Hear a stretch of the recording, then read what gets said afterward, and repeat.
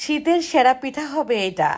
অনেকেই বলবেন পিঠা নাকি কেক, তবে আমি বলবো এটাকে পিঠাও বলতে পারেন, কেকও বলতে পারেন, যে যেটা বলেন।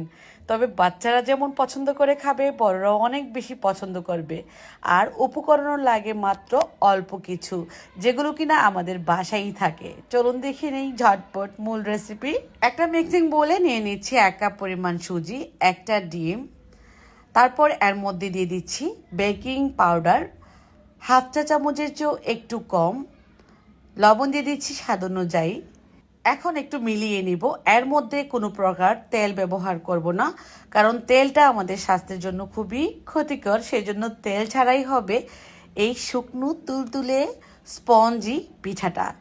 গুঁড়া দুধ দিলাম 1 টেবিল চামচ পরিমাণ, তারপর নর্মাল ঠান্ডা পানি দিয়ে এই বেটারটা তৈরি করে নেব। এমন একটা ব্যাটার তৈরি হবে, একদমই ঘন ব্যাটার। এর মধ্যে দিয়ে দিচ্ছি আমি হাফ কাপ পরিমাণ চিনি। চিনির পরিমাপটা আপনারা বেশি কম দিতে পারেন। চিনির জায়গায় চাইলে কিন্তু আপনারা গুঁড়ো দিতে পারেন, পছন্দ মতো দিয়ে নেবেন। এখানে পানির পরিমাপ লাগলো হাফ কাপের মতো। ছোট সাইজের একটা কাপ দিয়ে হাফ কাপ পরিমাণ পানি দিলাম। ঘন ব্যাটার তৈরি হয়ে গেল, একটা সাইডে রেখে এবার আমি ছোট ছোট সাইজের স্টিলের বাটি নিয়েছি। এই বাটির মধ্যে বাটার একটু মুছে দিচ্ছি। চাইলে কিন্তু ব্রাশ করেও দিতে পারেন, আমি হাত দিয়েই কাজটা করছি। বাটারের জায়গায় ঘিও দিতে পারেন বা রান্নার তেলও মুছে নিতে পারেন, এতে করে বাটি থেকে এই কেকগুলো উঠতে সময় লাগবে না। এই বাটির মধ্যে আমি এখন দিয়ে দিচ্ছি ব্যাটার। দেওয়ার পর একটু কিশমিশ দিয়ে সাজিয়ে দিব। সুন্দর দেখার জন্য কিশমিশটা ব্যবহার করছি, না দিলেও হবে। এখন আমি ভাপে বসিয়ে দেব। সেজন্য একটা পাত্রে হাফ লিটার পানিতে একটা স্ট্যান্ড বসিয়ে দিচ্ছি। চুলার হিট মিডিয়াম রেখে এই পিঠা বা কেকগুলোকে এভাবে করে স্ট্যান্ডের চতুর্পারে বসিয়ে দিব।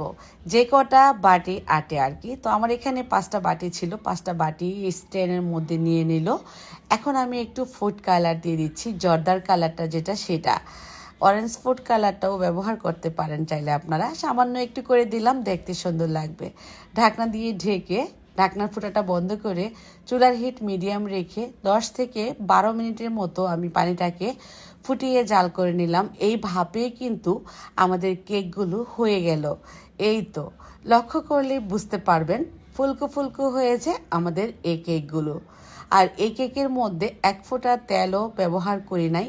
তেল ছাড়া কেক বা পিঠা যারা খেতে চান তারা কিন্তু চাইলে এভাবে করে তৈরি করে নিতে পারেন। হালকা একটু ঠান্ডা হওয়ার পর এভাবে আঙুল দিয়ে চাপ দিলেই কিন্তু এই কেকগুলো সুন্দরভাবে উঠে আসবে। আর কতটা স্পঞ্জি হয়েছে দেখে নিশ্চয়ই বুঝে গেছেন। তো সব কয়টা কেক আমি এভাবে করে বাটি থেকে নামিয়ে নিচ্ছি। হালকা গরম গরম অবস্থায় এগুলোকে নামিয়ে নিতে হবে। সবগুলো কেক নামানোর পর আমি একটু দেখাচ্ছি আপনাদেরকে। এই তো একদমই স্পঞ্জি। আর এটা কিন্তু চাইলে মুরব্বিরাও খেতে পারবে, কারণ এর মধ্যে কোনো রকম তেল নেই। চাইলে কিন্তু আপনারা চিনির পরবর্তীতে গুঁড়ো ব্যবহার করতে পারেন, বা চিনি গুড় দুইটার একটাও না দিলেও পারেন। তবে বাচ্চারা যেহেতু খায় সেক্ষেত্রে একটু মিষ্টি দিলেই ভালো হয়। তো কেমন লাগলো রেসিপি কমেন্টে লিখে জানাবেন। ভালো লাগলে শেয়ার করে দিবেন বেশি বেশি করে। সবাই অনেক বেশি ভালো থাকবেন, সুস্থ থাকবেন।